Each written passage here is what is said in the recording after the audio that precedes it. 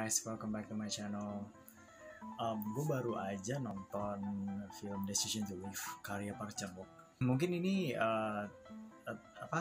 telat ya gitu gue buat ke review gitu, karena gue emang akhir-akhir ini banyak banget kesibukan yang gak bisa gue tinggalin kan gitu. Cuman ya gue usahain kayak ya udahlah itu gak apa-apa, yang penting review dulu aja gitu. Cuman ini tetap gue ngerasa kalau gue tuh orang yang paling bodoh gitu loh nonton film ini belakangan, entah kenapa ya gitu. Gue bakal nge-review, mungkin ini review singkat sih gitu, gue nggak banyak karena gue nggak tahu gue mesti ngomong apa tentang film ini. Oke, here's what I think. Film ini tuh poetic gitu, entah kenapa, karena banyak banget hal-hal di film itu nggak bisa diutarakan dengan cara deskriptif gitu, entah kenapa gitu. Cerita di film ini simple, tentang seorang detektif yang mencurigai salah satu perempuan wanita gitu yang bernama Sore, dan tapi di tengah-tengah investigasinya dia gitu ternyata dia malah jatuh hati kepada tersangka ini gitu. Film ini romantis menurut gue karena banyak banget momen-momen atau adegan-adegan di film ini tuh yang menurut gue tuh memiliki nilai romansa tuh yang bener-bener kuat gitu loh dan kental. Di film ini tuh kayak kesan sensual itu tuh nggak akan terlupakan sih sama Park Chan Wook gitu. Karena kalau misalkan kalian tahu Park Chan Wook itu kan karya-karya yang dia buat gitu, seperti kalian tahu nggak sih The Handmaiden dan juga Old Boy itu, udah Stalker gitu loh. Mungkin some of his works gitu kan banyak banget yang thriller dan berdarah-darah ya gitu. Tapi di sini nggak ada darah-darah. Ada tapi juga nggak terlalu obvious lah gitu. Nggak terlalu brutal banget lah darah-darahannya gitu. Di sini tuh yang bener-bener dinilai itu misteri dan romansnya sih gitu. Film ini mungkin memang mempunyai makna-makna yang dalam gitu loh, makna-makna yang poetik menurut gue gitu. Dan ada beberapa adegan sensual lainnya, tapi sebenarnya itu tuh bukan sensual kayak banyak banget adegan-adegan telanjang atau misalkan memiliki menunjukkan postur tubuh gitu secara telanjang bulat dengan segala macam, enggak gitu. Tapi ini sensualnya itu tuh dalam bentuk misalkan ada salah satu adegan tuh gue ingat banget gitu, saat investigasi yang mereka tuh dengan itu aja tuh sudah menunjukkan sensualitas mereka dengan dari chemistry mereka sih gitu. Gue lihat itu keren banget sih gitu. Dan juga karakter Sore ini gitu menurut gue diperankan oleh Tang Wei.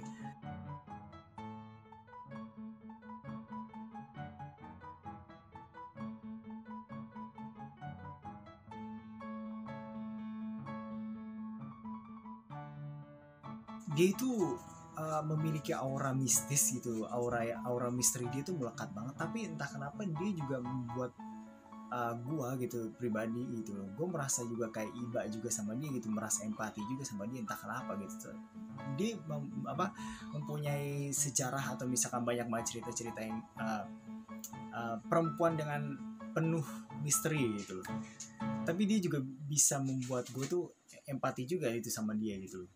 Tapi di sisi itu juga film ini nggak ragu-ragu gitu menampilkan adegan adegan comedic relief gitu. Kalian tahu Go Kim Pyo kan?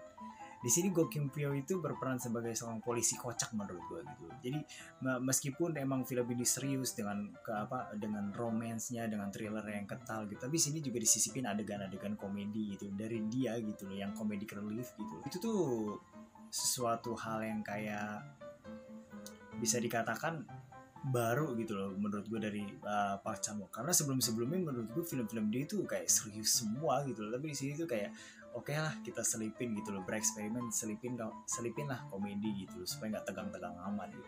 Bagus sih gitu, gue suka. Sebenarnya gue nggak mau mau banget ngomong banyak gitu, tapi gue ngerinya sok tahu men, entah kenapa gitu. Karena jujur film ini tuh membuat gue tuh pengen menggali lebih dalam lagi tentang film itu. Makanya gue pengen banget multiple rewatch sebenarnya gitu, pengen banget nonton lagi dan lagi gitu untuk bisa mencari arti dari adegan-adegan atau misalkan gaya penyutradaraan dari Park Chan Wook ini sendiri gitu loh. Karena menurut gue sejauh ini ya gitu, sedalam sepengetahuan gue gitu dalam film gitu, Park Chan-wook ini emang puitis juga sih gitu untuk dengan gaya penyutradarannya menurut gue tuh mempunyai ciri khas sih gitu. Dan terlebih lagi di bagian ending tuh yang menurut gue tuh itu suatu adegan yang menurut gue tuh sangat thrilling, tapi juga membuat gue tuh terenyuh gitu loh, kayak sakit gitu dada gue, sumpah. Emang gaya penyutradarannya itu emang keren banget sih. Kalau gue pribadi, tanpa lu kayak multiple rewatch gitu sebenarnya juga nggak apa-apa sih menurut gue. Kalau misalkan lu langsung ngerti juga nggak apa-apa, tapi kalau misalkan gue butuh banget nonton berkali-kali sih ini untuk bisa mencari arti gitu dari film, dari adegan per adegan gitu loh. Kayak gue harus nonton berkali-kali sih untuk mencari tahu adegan per adegan gitu di film ini gitu. Emang gak heran sih dia menang Best Director di Festival Film Cannes gitu tahun 2022 kemarin. Gak heran men. Ini emang salah satu film paling jenius dan paling indah yang pernah gue tonton tahun ini ya gitu. Keren banget Park Chan-wook, epic comeback anjing sumpah.